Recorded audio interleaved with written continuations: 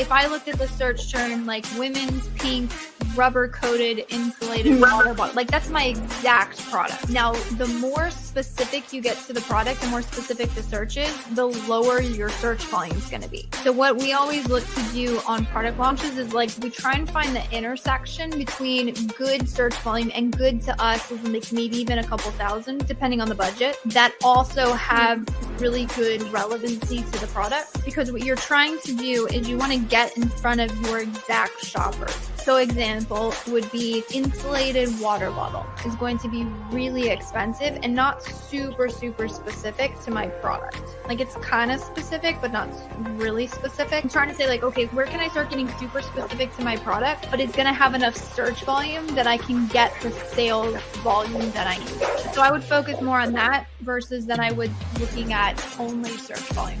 A bit of a technical answer here is we don't quote move them, meaning we're not going to pause the existing keywords. We're simply going to launch them in another match type. Again, make sure to keep the bids lower. Amazon actually, if you read their recommendations, they recommend keeping bids lower on broad and phrase match, even lower than the exact match. When we would launch those is honestly really dependent performance of the account and availability of the budget. So if you launch a keyword in exact phrase and broad, so you have 50 keywords, right? And you launch them in exact phrase and broad, you technically have, 150 keywords that you've launched. And the potential of broad and phrase to spend could be quite high. So again, you just want to make sure it makes sense. It seems super simplistic, but if you are in a phase where you're struggling to control total ACoS and ACoS, to fix those two numbers, it really means that you have to lower down your ad spend with ideally little to no impact of the total sales or the ad sales in the case of ACoS. If you introduce a whole, again, those 50 keywords in exact phrase and broad, and those you probably need to test and optimize the bids, etc., you're introducing a lot of additional ad spend into the account. So you do want to be aware of that and be careful with that. So that's kind of a benchmark that we use. But overall, I would say, I don't know if I would have like a certain time frame or a frame which I would hold back on. It really is dependent on the performance of the account. Another good question, which best bid strategy for phrase and exacts when you move? So again, we don't really move them. We would simply launch them in addition. We like to separate them by campaign as well. Kind of gives us a little bit more control over, say, budgets for things. Now, as far as the bidding strategy, we're a super huge fan of using mainly dynamic down only. If it is a keyword that we want to ensure that we get impressions for, so for our launch keywords, for our main keywords, for anything we're trying to be aggressive with, we prefer a fixed bidding strategy. It's still going to be the same. It's still going to be pick highly relevant keywords. One other tip is pick keywords that fit within the budget of the account that you're launching. So for instance, if I have a couple $100 a day budget versus $50 a day budget, those launches are actually going to look a little bit different because I can't afford that many clicks on a $50 a day budget. Or if I had, a couple $100 or $1,000, I have a lot more room for clicks. So actually, you want budgets to play into your launch strategy. The other thing that you want to keep in mind, do not expect profitability on launch. This is a huge one. There's a lot of people that try and pull back and knee-jerk for profitability right out of the gate. That is not going to happen. The reason why it's not going to happen, and I'll tell you the numbers behind the numbers, is that ACoS is just going to be high on your product launches, and that is a function of two things. One, the aggressive cost per click you have to set to be able to get visibility in the beginning, and two, how low your product conversion rate is going to be, especially if you're launching without reviews. Those two things, once you start to be able to bring your cost per clicks down because you gain momentum or you're optimizing your bids, and then two, once your product conversion rate starts to increase because you're getting those reviews, maybe you're optimizing your listing a little bit more because you've learned more about your target market, that is going to help bring down your target ACoS. So those things, again, conversion rates are going to be low, high cost per clicks. That's actually like the nuts and bolts of why your ads are not profitable, and it's almost unreasonable to expect profitability in the beginning. And that's actually why, if you've ever had a product where you're like, no matter what I do, I cannot seem to bring the ACoS down, I'm struggling here, it's a function of that your conversion rate is remaining low and it's not improving, and your cost per clicks are remaining high and you're not able to improve them due to the market or something else. So again, I would still say pick highly relevant keywords, Also, make sure that whatever keywords that you have fits within your budget. Launch them. Aggressive, sponsored products, exact match, potentially sponsored brand video, exact match if you have the creative. Double down on that for a couple weeks and then start expanding from there. All right, and welcome back to another and very, very, very special episode of Ask Junglr. So I really appreciate all of those of you joining. And if you hadn't heard or you didn't see the different thumbnail, we're having a slightly different format today. So Brian Johnson, he's already saying glad to be here, which we appreciate it. That is a sneak peek. So we are going to be having a very, very special guest on today's episode. If you were not aware of Brian Johnson, he's really the OG in the space and the one that really sort of was sharing a lot of information back before it was cool. One of the OGs on the block, and he founded or helped found Canopy Management, ton of other endeavors in the Amazon advertising space, and he's since moved on to some really, really, really exciting projects all around ranking. And so that is what we are going to be going over today, is how the secrets to ranking your products on Amazon. So stay tuned. We got a lot of really cool questions in on that. Now, I do want to preface this by saying we are going to prioritize the questions that were asked ahead of time. So I posted on social media. Also, if you are in our newsletter, you are able to get links to that. We did have some people joining in asking some pre-questions for us. So anyone who was gracious enough to ask a pre-question, we will be getting you in on that. So hang tight. Slightly technical difficulties. I had to send Brian the correct link, so hopefully that was the correct one. And he should be able to join.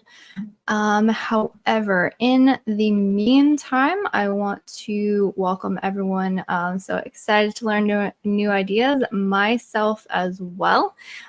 So again, we will prioritize any questions that have been around ranking. Hold on. Okay, let's see if we can invite a guest here.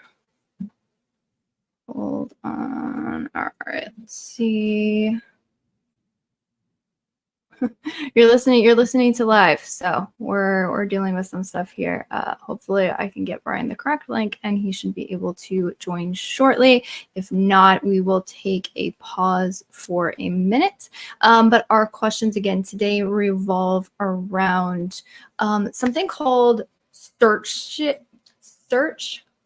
sales and search rank factors, which is really, really interesting. So if you aren't aware of what Brian Johnson is doing these days, he's got a whole new approach to the game, which is DeepM. So DeepM is essentially using big data and AI to sort of unpack the algorithm in a way, which is really, really exciting.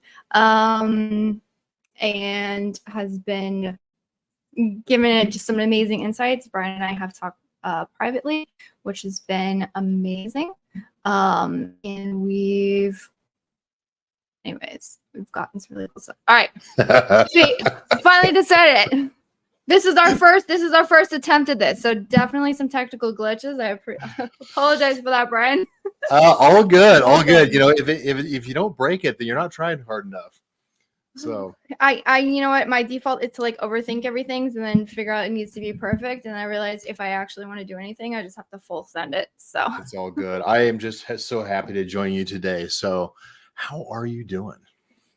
I'm doing good. Other than trying to stay live talking and trying to find a link, I'm good. Yeah, you're like okay, spread it out. We'll get them. just keep talking. Thankfully, I'm a chatterbox. I can just keep talking. My friends don't even know what my mouth is saying. Cool. I Well, I love it. was plugging you ahead of this. I set the frame. We got a lot of pre-questions, so I let the audience know that, which I'll also I can send you the link to that. So we're going to prioritize ranking questions, and then you had a couple really great questions that I think will set the scene for this. But Okay. before we get started, do you want to talk real quick about what you're doing with DeepM and how you're even figuring out these insights? Because I know what you shared with me, I was like mind blown a little bit.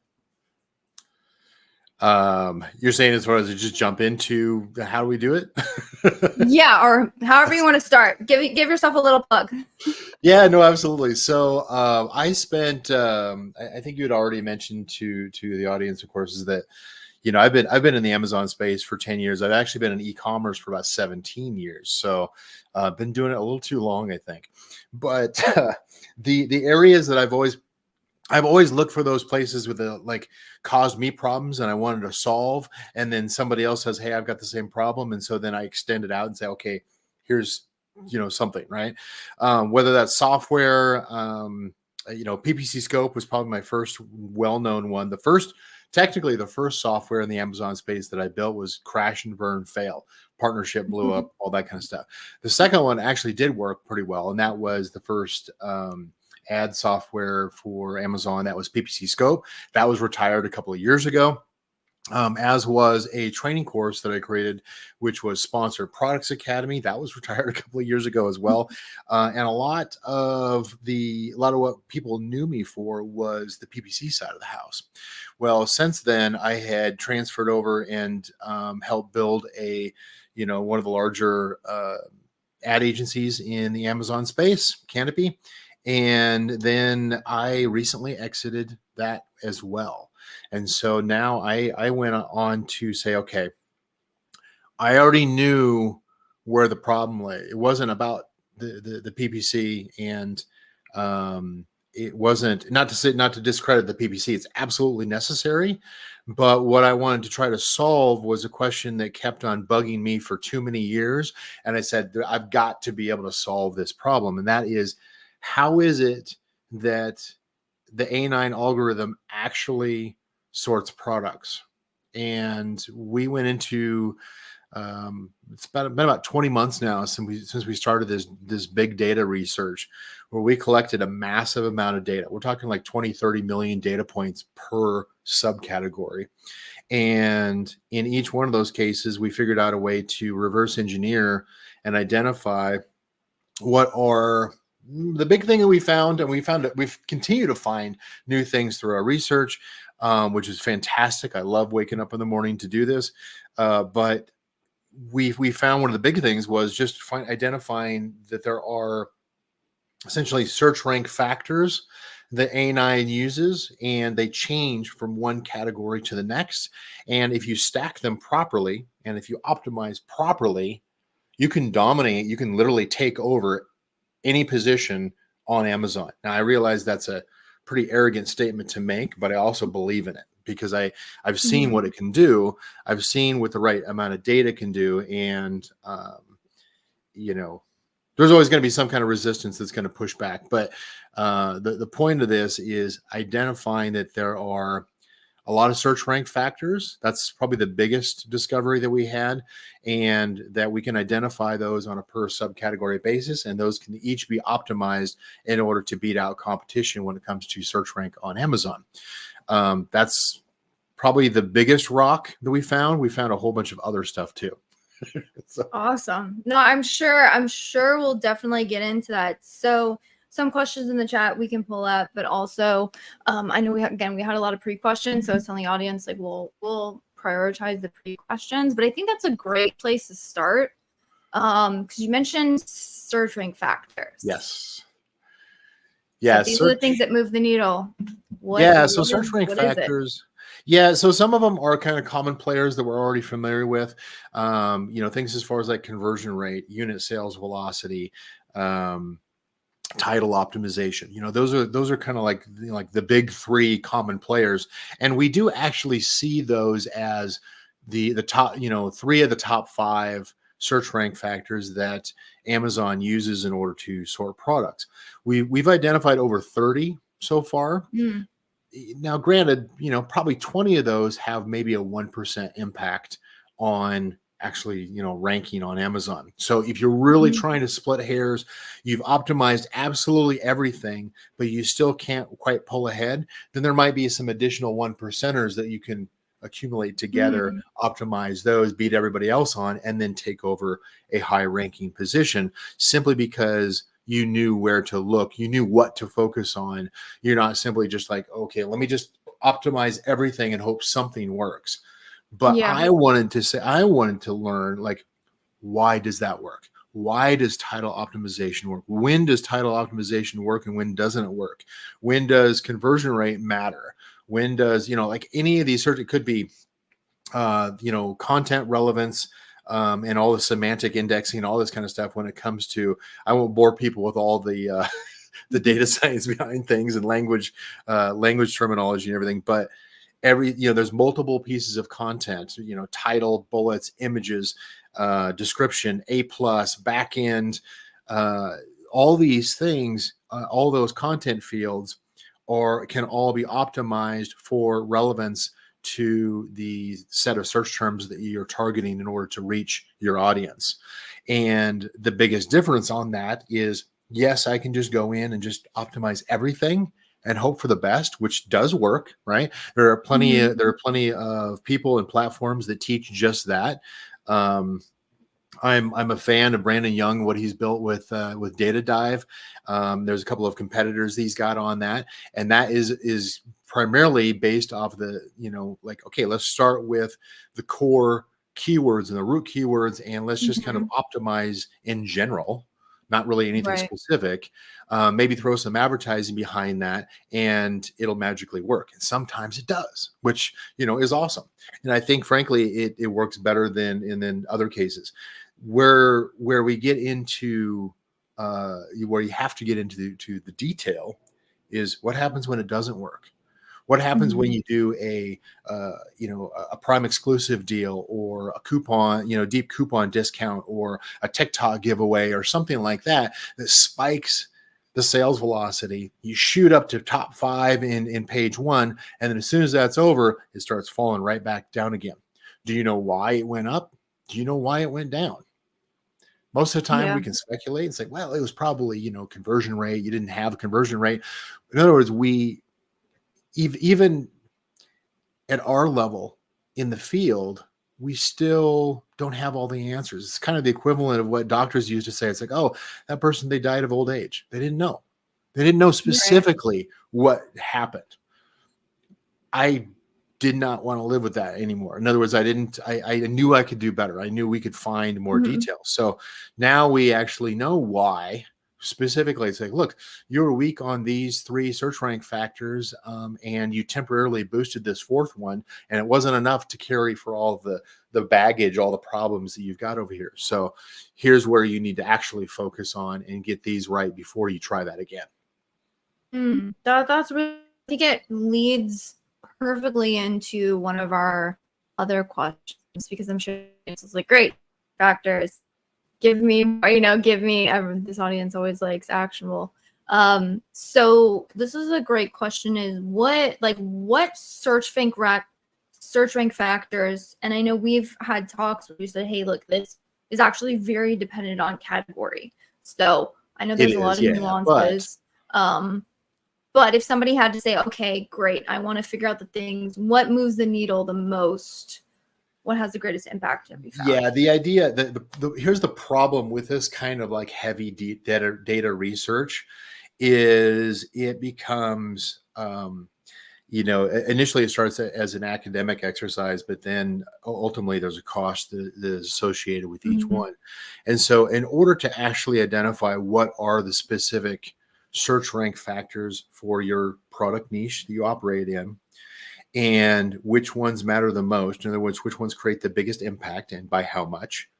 Is the title an 18% impact or is it a 7% impact? Is Mhm. price, a 15% impact or a 1% impact? More often the case. So those vary from category to category. So there is a cost in order to really get that exact picture, right? Because there's a lot Mhm. of resources spent in order to figure this out, a lot of machine learning and stuff rolling through a lot of data.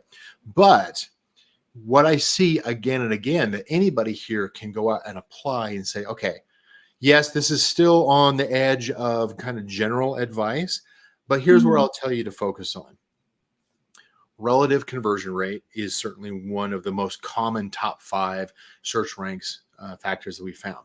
You can see this from some of the brand analytics reports, Product Opportunity Explorer, Search Query Performance, some of these kind of, where you can see the relative conversion rate to kind of the middle of the pack, of those that are they're Mhm. actually getting search clicks, right? That's a good starting point. Is it if you are trying to go after a search term, and yet if you use something like a search query performance and you see where the search term on that particular product has an average conversion rate that's below what everybody else is, you're going to continue to miss. You Mhm. may want to pick other target search terms to optimize everything for your ads, your content, and everything that you actually have a competitive advantage on. Because conversion rate, relative conversion rate, is definitely one of the top 5 that we see. Second, as we would expect, unit sales velocity, just the number of units that you're pushing through, obviously is reflected over to things like BSR. But most people don't realize that there is a difference in A9 between unit sales velocity and order sales velocity. And sometimes those Mhm. swap places in the impact, in the rank, as far as how important it is. Unit sales velocity is okay. I had one order, I sold one product. Or if you want to increase unit sales velocity, you do a buy one get one free, and you increase. Now I've got 2 units for every order. In Mhm. other subcategories, you might have order sales velocity, and it doesn't care how many units you sold. It cares more about that you're just selling to new customers, right? So those kind of things make a difference. But I would say first one, relative conversion rate. Second Mhm. one, it would be the unit sales velocity. Third is going to be title optimization. There's a lot of complexity to title optimization, um, density, proximity, relevance to the subcategory, and just content in general of the listing.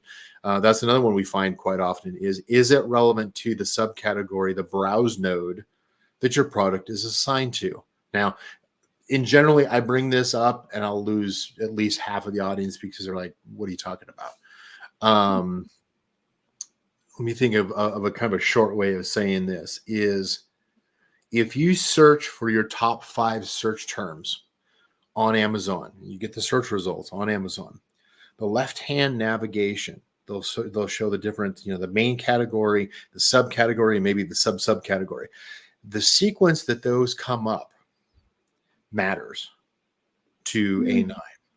In other words, whichever one came up first for your number one search term is the subcategory, or they call the browse node, that A9 expects that product to be most in line with, most optimized for. So if you take your top 10 search terms and you check, like, is my product assigned or currently assigned to the same subcategory as what shows up in the top position each time for the top 10 search terms I'm going after, you're in great alignment. You're in perfect alignment with what A9 wants to see as far as the category to your content alignment. I realize Mhm. I lost some people on that one. That's okay. Um, we can come back on that, Mhm. but it does matter. Um, I'll add in a fifth one. A fifth one would probably be, and this is where it starts getting a lot more loose because you get a lot more variation Mhm. as far as change. We see, like, say, bullet point content. So title content was like number 3. I would say bullet point content typically number 5. Maybe it jumps down to description or specs or something like that, later on in the top 10. Price usually only comes up in the top 5 um, if it's a commodity item. In other words, Mhm. where you're buying toilet paper and everything seems like it's the same two-ply, you know, whatever. You might have brand recognition, but ultimately most people are going to buy on price when it's a commodity item, and therefore price consistently makes a difference to A9, and therefore it's going to sort the results, you know, across the top, you know, 300, you know, search results, because we do look that far.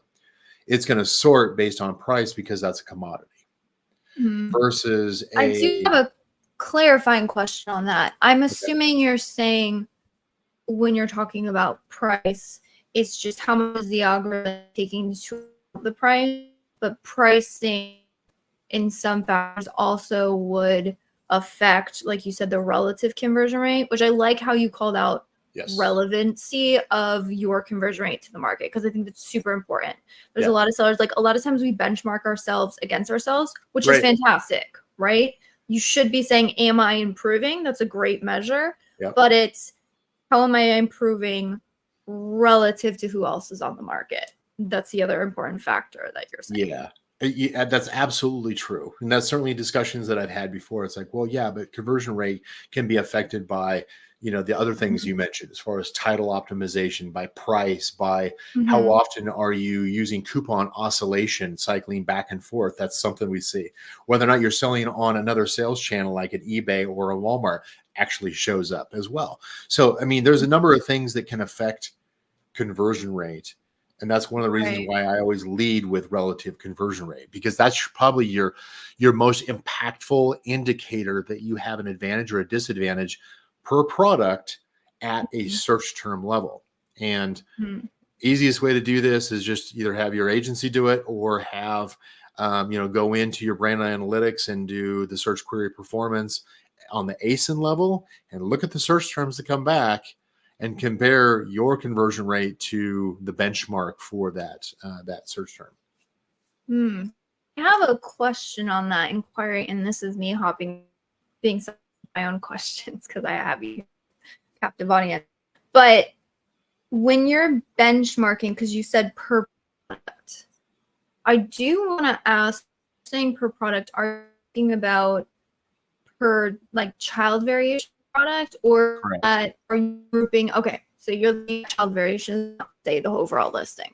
Yeah, we had actually built a Chrome extension that automates the search query performance and search catalog performance reports for a bulk list. And then I don't know if you know Yuri, but Yuri came out with a better tool. he had a better design than me, and it was faster. And I'm like, okay, let's just use his. And so his is the gosh, what is it? The Seller Central Utilities Chrome extension. And that one, I can, if somebody wants to know what that is, just reach out and I can send that over. But it's not mine, but I do use it on a regular basis, and you can check, you know, you can pull multiple ASINs in bulk, which is also important to do, by the way. But ultimately what I'm looking for is, for each ASIN, you know, start out with whatever your hero ASIN is, or whatever it is you're trying to improve, and look for, you know, what there are a couple of columns that aren't quite calculated, so you have to do some of your own conversion rate calculation, because some of the things like search query performance is it likes to compare things like number of purchases against like total search volume. Well, that's not really what we want, because you and I would go in and say, well, actually do purchases against clicks. That tells me a more accurate conversion rate. And then that is the conversion rate, you know, relative conversion rate that I would be comparing. That makes sense. No, I appreciate it. And actually, so I'm going to jump to some of our pre-asked questions. And again, for those out in the audience, feel free to type in your questions in the chat. I see some questions rolling in, but because we have a limited time with Brian, I'm going to prioritize the ranking question. This is a fantastic amount of feedback you're getting too, by the way. This is the best I've seen. So that's awesome. No, we have an insane audience. It's really awesome. We're on the vein of ASIN, so I'm going to jump around because this is a really interesting one that I'd love to get your feedback on. Someone was saying they're distributing keywords on listings across 500 plus ASIN. So it's like we're talking large catalog. Yeah. Where does one? It begs automation for sure. Right? Yes. Like where do you even go with this? Yeah. So in those cases, if you're talking about a large catalog, now I don't know how big of a catalog you've worked with before. The biggest one I've ever worked with has 65,000 SKUs, which is just insane. But and I know that there's bigger ones, but yeah, 65,000 SKUs. And at some point you have to implement some kind of a Pareto principle or Price's law in order to like pare this down and say, okay, what am I actually going to focus on? Here's Mm-hmm. what I would recommend. Focus on product families. In other words, those where there's a parent-child relationship and you got multiple Mm-hmm. child variations. And then distribute those keywords across the different child variations that are part of the same family, right? So Mm-hmm. you're focusing it down to, maybe you've got 2 or 10 or 20 child variations under the same parent. Focus, narrow your focus to like, okay, which keywords for each ASIN or which search term for each ASIN is there a better click-through rate, a better conversion rate for each ASIN? In other words, you can pair those up using things like your search query performance data. You can do this yourself. To do this on a large catalog, most likely you've got multiple product families, and there's a whole concept called spillover effect that I can get into, but obviously I've got to be sensitive of time for you.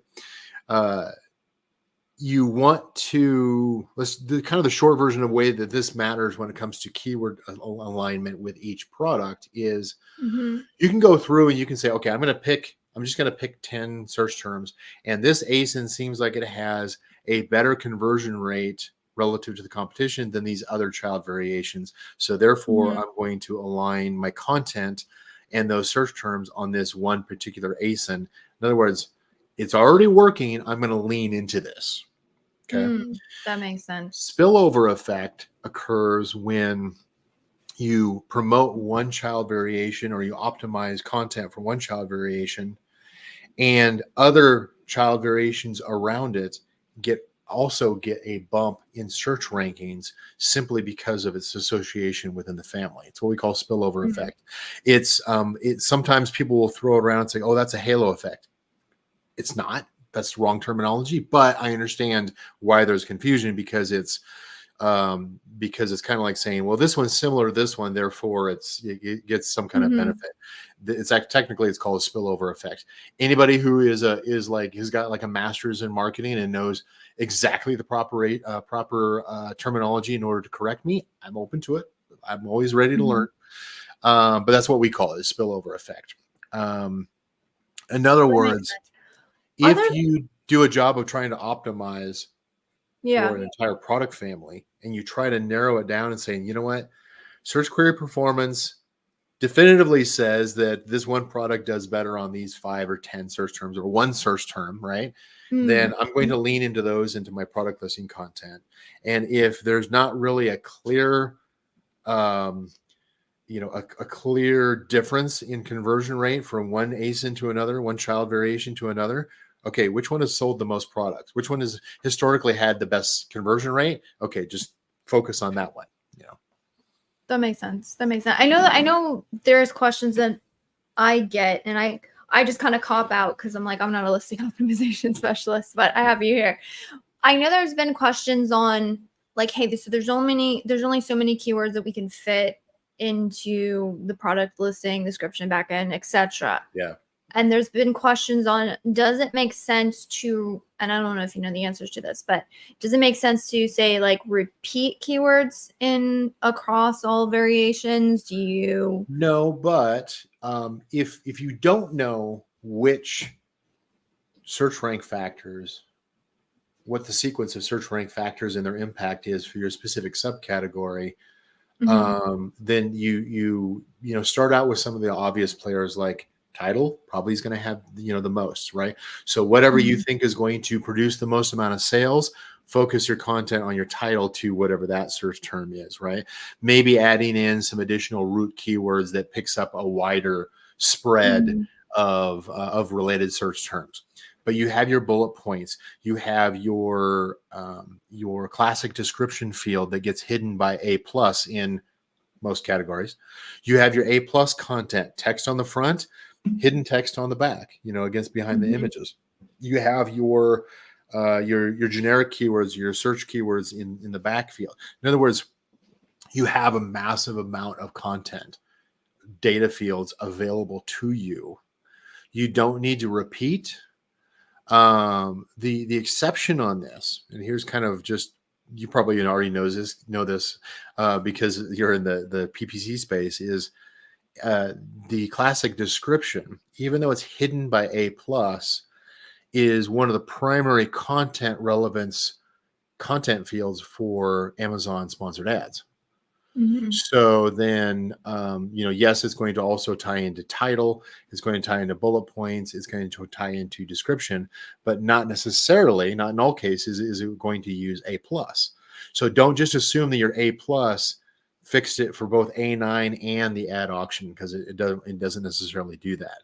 If you're having trouble getting impressions and relevance for certain search terms, and you have a hidden description field, now you know to use it. Mhm. Hopefully that No, wasn't that's one of great. your internal secrets that you haven't told anyone. No, well, I stole it from you, so I don't. Of course, you're Um, free to share that. That's no, I appreciate this is good. I think we kind of already went over this question. So this question was 3 most crucial ranking factors. So you already kind of jumped through that. yeah, Here's relative, an just for those who caught interesting. on late. Yeah, relative conversion rate, unit sales velocity, and title definitely in the top 5 consistently Mm, across most subcategories. awesome, awesome. Here's an interesting one because I know there's a lot of talk in our space on click-through rate effects. How does Do you click-through have rate any? affect ranking? It does. Yeah. So click-through rate is more about where it shows, and you can see this if you follow the funnel through, like, say, search query performance or search term impression share, and some of these, you see where you get the fall off. In other words, what it points out is something that it may not necessarily show up as a search rank factor necessarily, Mhm, but it is definitely going to impede some other search rank factor, like conversion mhm, rate, right?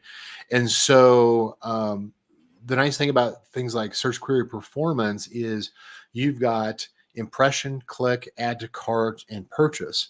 And at any point, you can see where there's fall off, right? mhm, I got a 3%, you know, click through rate, and then all this, and then my add to cart goes to 0.1%. Well, of course, your purchase rate's going to suck because you mhm. lost everybody at the add to cart. Why? Right. It begs additional questions. There's something where you got somebody to click through to your listing and then you blew it in your product list? Something in your listing is turning people away if you have a massive difference between your click through rate and your conversion rate. Mm. So Okay. that's kind of where I use click through rate. I think it's a very important measure. Um, it definitely helps to know that your front end offer, your in search, it tells that whatever you're offering is creating some kind of a hook, is resonating with shoppers, and therefore you're compelling them to come in. Now, sometimes it's because you have an outlier cheap price or an outlier Mhm. expensive price, and they're just curiosity shoppers, right? In that case, they're Got it. just like, when it's like, why is your product twice as expensive? And if they don't buy, they were curious, and most of the shoppers are looking for a lower price product, or you didn't do a good enough job of showing the value that you've added on that's worth that price being twice as much.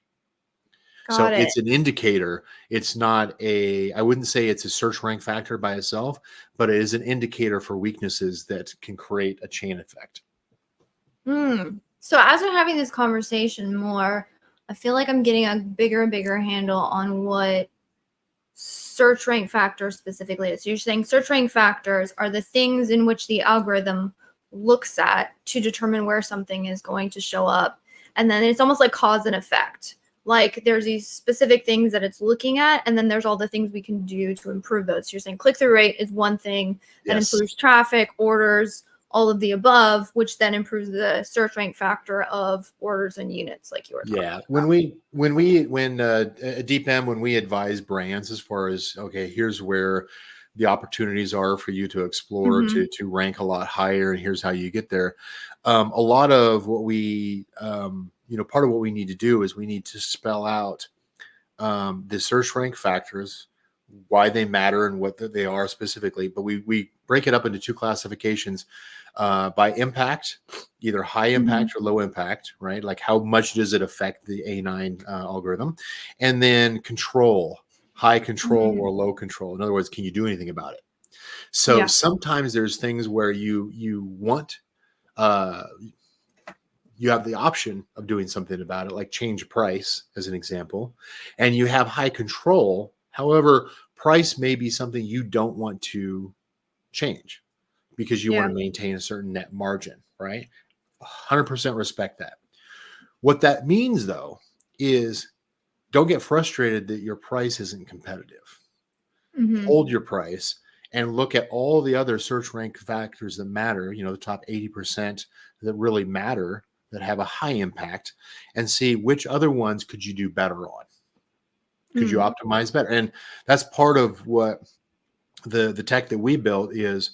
We literally can go through all these search rank factors and we can pinpoint exactly how the relative strength of your product, kind of like the relative conversion rate, it's the relative strength of your product against all your competitive set products for every single one of these search rank factors. So you know exactly which one is not good enough, which one you're improving upon.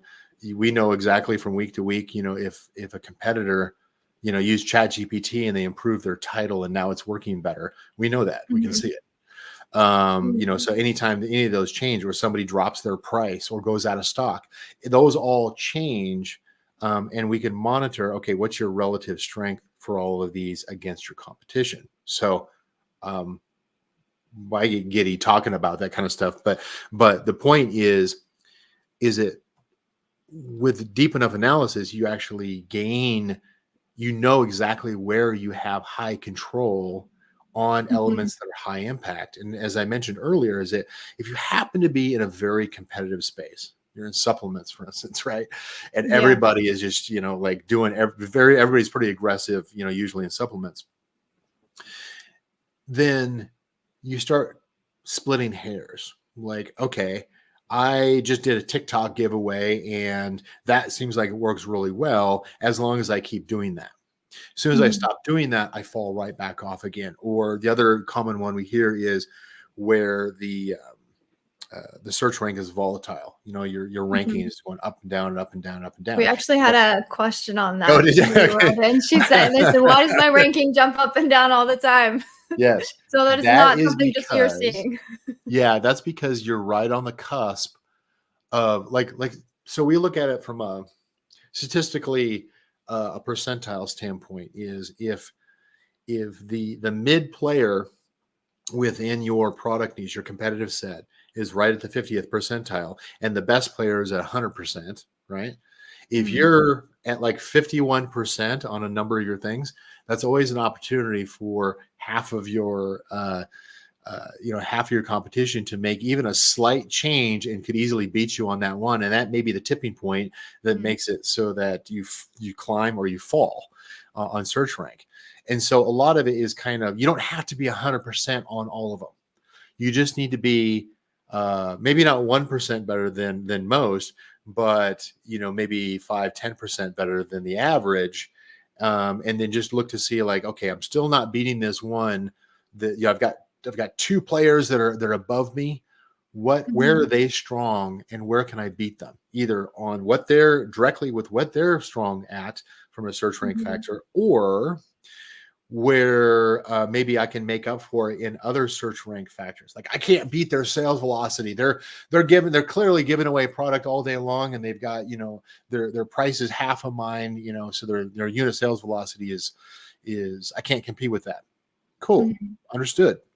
Look at what else that you can lift up that they didn't know that they could or should optimize, and you'll start seeing that change, and you'll start seeing consistency in ranking, and keeping those search ranks and holding those. So that's kind of a common thing. We work with a couple of partners that do like giveaways and promotional, and influencers and that kind of stuff.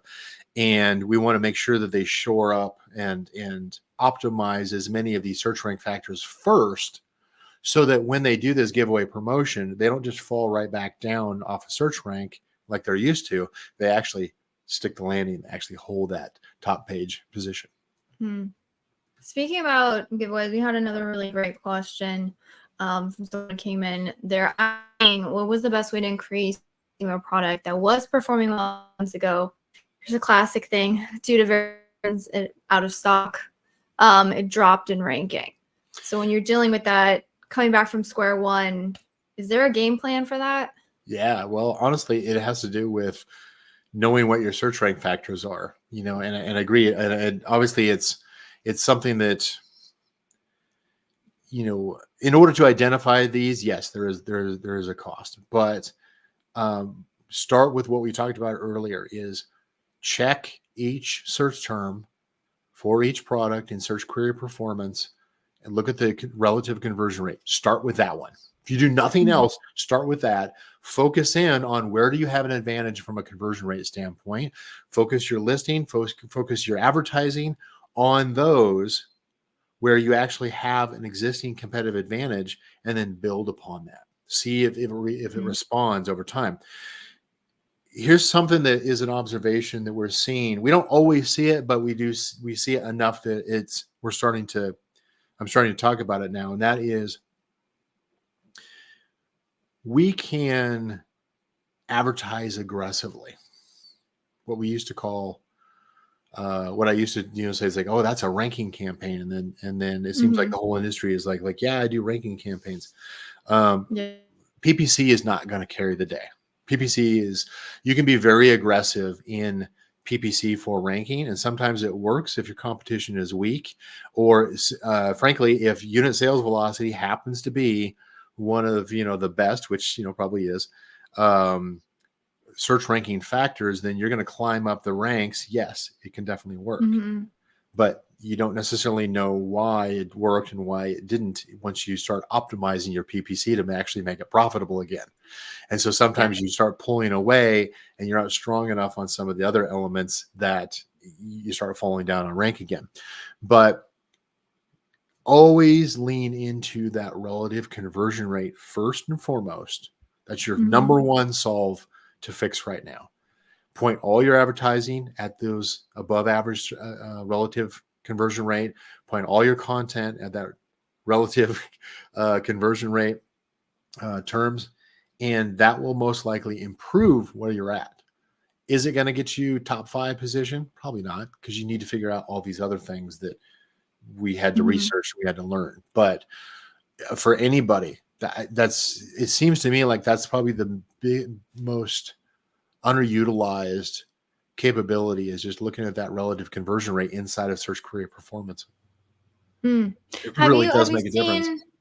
Have you seen like a specific, do you just need to be like you said, higher than the average? So is it just at or higher than average? Have you seen like you want to be like 1 or 2 points above whatever the average is? I would say, yeah, if you're at or above, then I would go after it, because that at least it says that you're not behind most of your competition. That makes sense. Figure with search query performance, it is going to show you the data that's showing in there. So while we go in and we crawl, one of the reasons why we get, pull in 20, 30 million data points is because we crawl like 300 deep as far as products in the search results, multiplied times 300, search terms, multiplied times a whole bunch of other API and content, listing data, and all that kind of stuff that we pull in. So it balloons up real fast. But when it comes to things like search query performance, that isn't the entire niche that you're benchmarking against. That is only those brands, those products that are getting clicks. And frankly, that's probably only 20 or 30 of your top competitors that you're actually competing against are actually getting clicks each month, enough to show up on that search query performance. So really that search query performance, you're benchmarking against your top 20 to 30 competitors, not the entire niche. That's so good. It's important to know is if you're beating at least half of those top 20, 30, you're probably talking about a page 1 advantage at that point. That's great feedback. I know you mentioned, that's why, like, you talk about search sales a lot. Yeah. And so here I'm going to ask, what is talking your about. definition of search sales, and how the heck do I measure it? Sure.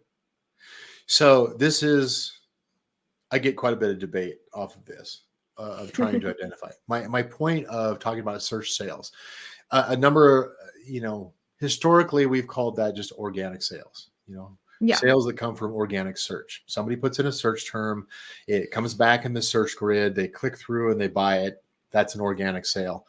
Technically, that is not correct, but most people understand that as being like, okay, that's organic search, therefore that is search sales, right? Search sales is based off of when a search term is used. And there's also some debate in other words, you would find that primarily through things like search query performance, search catalog performance, these kinds of reports. And there's some debate as far as like what pieces of sponsored ads may or may not show up. But generally you have paid search, in other words, sponsored ads, right? You have organic search, the search results from search terms. You have and then you have sales and clicks and that kind of stuff on product detail pages and, sub pages and that kind of stuff, or referred from off Amazon. We'll kind of just group all that other as just other, right? And when you add all three of those together, that's when you get that tacos kind of calculation where you have your total accumulated business report sales. And then tacos is, well, first of all, ACOS is the ad spend divided by the ad sales. And then we jump way up to tacos, which is ad spend versus total sales. Right. But we're not segmenting things like the search sales, the organic search sales, and what is our ad spend relative to the organic sales, which we logically know it's like, well, if I can get organic sales without the PPC, that would be ideal because then my margins would be way higher, right? And this is absolutely feasible. You use the PPC as a tool in order to test how high you can get search ranking for. Ideally, you're going to optimize against your known search rank factors that you got researched. So you really can dial it in. And then you use the PPC. You start tapering down the PPC so that you're focusing on where you actually still need a little bit of unit sales velocity lift in order to keep that organic rank position. There's a whole lot more science and discussion and hypotheticals that we can throw out in these kind of discussions, but ultimately what I want people to focus on, I want brands to focus less on, well, how do I just drop my ACOS, right? Dropping your ACOS is easy. You shut off your ads, it goes to zero. I mean, right? But it doesn't produce the result you want, nor does having 100% of your sales dependent on your ads. We don't want that either. Right. And then there's this big gap of like, oh, just grow organic sales. Sure. How do I do that? Right. You got to measure it. You got to look at things like search query performance, search catalog performance. You got to try to use those reports as a supplement to measure, look, I spent a bunch of money over here. What did it actually do to my search rank and my search sales, or organic sales, if you want to call it that? So that I know, did I get a bigger benefit out of my advertising, or did I get nothing out of it? And it can go either direction on that. Got it. So just calculating sales, you're taking total sales, subtracting ad sales, and saying the result is search sales, or did I get it wrong? Yeah, so I've got a couple of metrics that I've introduced. One of them is, as far as a measure, is instead of ACOS or tacos, there is one of them I think is cute, is taco sauce. Thank you to Sean from our beta test group who helped me come up with that idea. Yeah, so it's technically it's ACOS SaaS, and that is advertising cost, relative to both the combined ad sales as well as the search sales or organic sales. You could also isolate that and just say ad sales relative to your search sales. And that'll give you a couple of different metrics to help you understand that, oh, this advertising spend is actually doing better for my organic sales or my search sales, right? I'm going to interchange those. Therefore, I'm going to keep that running, even though it's a little bit expensive on the ACOS. It's producing more organic reach and more organic ranking and more organic or search sales. Therefore, it's a worthy expense. I don't need to break even on this ACOS on this one because it's producing the secondary effect that I really want, because the organic sales come for free. Relative. Got it. I think we're hitting on something super interesting here, so I'm going to press in. Okay. Because if somebody said that sounds amazing, I want to go figure that out in my account. What is the process? What reports do they look at? Knowing that it's probably going to be a combination of 20 different things, including search query. Like, how does one go and calculate taco sauce in their account? Here's the first thing that I would do. So, I mean, you could do this at the catalog level. You could do it at the product level. You could do it at the ASIN level, right? So there's different levels that you could do this calculation at. But ultimately, if you go into Seller Central, you go into brand analytics, and you go in specifically to the search query performance, you have the option of either brand report or ASIN report. Now, whether or not you use a tool like Seller Central Utilities or not, that's no matter. Just to understand, just to wrap your head around the concept here. Inside of search query performance, you run an ASIN. You put in the specific ASIN that you're trying to do it, and maybe you do it. Maybe you look at it for the last month or the last quarter or the last year, whatever you want to do. And then you pull that report and study it, right? There's going to be a couple of things you're going to want to look at. You can do the calculation in there based on that data.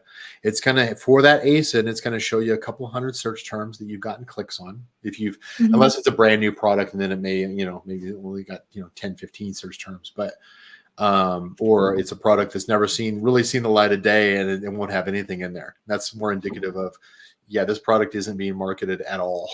That can be changed. But what you'll see inside of a search query performance ASIN report, there's a couple things that we'll focus in on. We look at everything, but there's a couple things that you can look at specifically, and that is, I don't remember the exact field title, the column title, but it is, you've got total purchases, which is kind of like saying, what your competitive set, everybody in your competitive set, here's the total number of purchases that were made on this specific search term, right? So that kind of gives you like, here's the market for this search term. Right. And then it says, okay, here is the purchases on your ASIN, the ASIN. And that is going to tell you what your specific ASIN on that search term has done as far as the number of purchases relative, number of purchases. And you can compare that against, okay, what's the total pool versus what piece am I getting? Right. Right. That's going to tell you what your market share is on that specific search term. Now, you can then, what I was talking about as far as like looking at conversion rates, you can look at, okay, ASIN purchases against ASIN clicks, for instance, or so how do we do? Yeah. ASIN purchases versus ASIN clicks. And then you can compare that to total purchases versus total clicks. Right. Or is that conversion rate? That's kind of give you your 50% benchmark on the total, and you're looking for anything that has a higher conversion rate above what that 50% benchmark is. So, I mean, really, it comes down to, like, you don't need to take this on as a big project. Just take your hero product, whatever sells. Go in, find out that brand analytics search query performance report, pull it for the ASIN, and just start looking at it. Just start studying it and go like, oh, that's interesting. Like, okay, here's my number one search term I want to go after. Wow, I don't convert on that at all very well relative to what everybody else does. My click-through rate is horrible. It's like, those are clues. Those are indicators that you've got a miss or you've got an opportunity to improve. Or, hopefully there's some that you recognize pretty quickly. It's like, wow, I'm just crushing it compared to everybody else. why am I not advertising this thing like crazy? Yeah. Why am I not leaning heavily into this one? Oh, because it had a low search term volume in helium-10. So what? If you're crushing it, go take the sales, take the market, 80% of that search terms market share if you have to. Awesome. I mean, there's a lot of different ways you can skin this, but those are my off the hip kind of recommendations. Yeah. No, this has been a fascinating conversation. I'm sure the audience has loved it as well. And then just wrapping it around, because I know we talk here a lot about Amazon advertising. So again, sort of that cause and effect thing we were talking about, and you're saying like, hey, main ranking factors, unit volumes, also potentially order volumes. So ads are a way to drive unit volumes, drive order volumes. Again, it's not something that the algorithm is looking at specifically in terms of. That's what I hear sometimes. They're like, oh, I feel like I got penalized when I turned off my ads. It's like, no, you didn't get penalized when you turned off ads. You got penalized because you lost all the volume of orders that the ads drove. Yes and no. So there's two parts. Yes, I 100% agree with you is that, you lost some unit sales velocity and you probably got penalized elsewhere. Easiest way to check that is sometimes what we see is we'll take a project family. This is what I was talking about spillover effect. We'll advertise only on one of the child ASINs. And that thing will just start climbing, because we'll go really aggressive on PPC on that one child ASIN. And when I say we advise, our customers to implement that. We'd actually, at DeepM, we actually don't do client management. We don't do done for you. So go to Junglr for that. There you go. But what we'll see is we'll go really aggressive on a specific recommended product, child variation on specific search terms. And the advertising spend and the advertising sales will go up. And you're like, okay, cool. I've got awesome advertising sales. Cool. What is the search sales doing? What is the organic ranking doing? Nothing. Why is it not doing anything? Week 1, week 2, week 3, week 4, week 5, right? Nothing. It's not until about 6 weeks later. It's like Amazon is slow playing us intentionally to reduce those number of people who are doing giveaway promotions and trying to game the system. They intentionally slow play and say, you have to have time on target. We're not going to give you, we're not going to trust you with search traffic for 6 weeks. We've seen that multiple times. It doesn't always hit 6 weeks. Sometimes it's earlier, sometimes it's later, and sometimes not at all. But here's the funny thing about spillover. When it comes to a product family, the other child variations that you didn't advertise immediately start climbing up in search rank. You'll get, let's say you've got, 10 products within a family. You're advertising on one. You get five other child variations are starting to climb in search rank, even though you're not even promoting those. What's going on there? Yeah, that's intriguing. Amazon is building some kind of a relevance and giving you trust, but it's intentionally slow playing you on what you show intention of you're trying to do heavy advertising or heavy promotion. It'll gladly spend your ad dollars. So there is, when you say it's like when I stopped advertising and everything kind of house of cards fell off, I'm getting penalized. Kind of, but maybe not for the same reasons that you think. It's not just a unit sales velocity. There's also a cumulative effect across a product family that also occurs. Oh, that's really, really intriguing. Yeah, that'll make that'll cause smoke in your brain. I guarantee it, because that took me a while to get smoking already. Smoking already. I think I have like 5 different projects. My team's gonna be thrilled with me after this discussion. Yeah. But awesome. No, I appreciate it. I would love to query your brain on this even more. Maybe we'll have to have you back. But of course. I really, really appreciate you joining in today. This has been a fantastic discussion. Definitely. So if somebody heard this, like, oh my gosh, that sounds amazing, I would love to figure out my ranking factors. Yep. I need to talk to Brian. What is the best way to get a hold of you? So I'm available, usually LinkedIn. I'm definitely available on. You can just message me directly. You can also go directly out to our site, www.DeepM.AI. And yep, that's our site. And there's actually just request demo is technically, cool. Yeah, it will essentially get the process started so we can show you what can be done. Cool. We'll make sure we drop that in the comments, and anyone you can join here. And then, of course, look up Brian on LinkedIn as well. So yeah, I appreciate you coming on. This has been a fabulous discussion. Would love to have you I back. enjoyed it. I look forward to the next one. Thank you. Awesome. And that wraps up this episode of the Ask Junglr Amazon Advertising Podcast. I hope you found these insights and strategies helpful in your Amazon PPC journey. Remember, if you have a burning Amazon ad question that you'd like answers to, head over to junglr.com/live to join our next live Q&A session. Until next time, keep optimizing those ads and stay hungry.